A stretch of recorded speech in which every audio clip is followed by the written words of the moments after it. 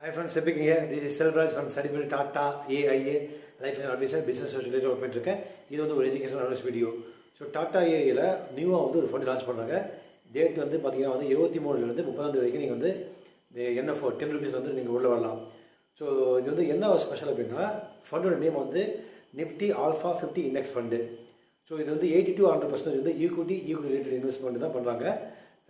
உங்களுக்கு வந்து last year வந்து பார்த்தீங்கன்னா வந்து 31/12/2022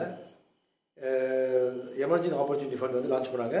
47.95% வந்து கொடுத்துருக்குது. ஸோ நல்ல ஒரு ஆப்பர்ச்சுனிட்டி. இது மாதிரி நிறைய ஃபண்ட் லான்ச் பண்ணாங்க.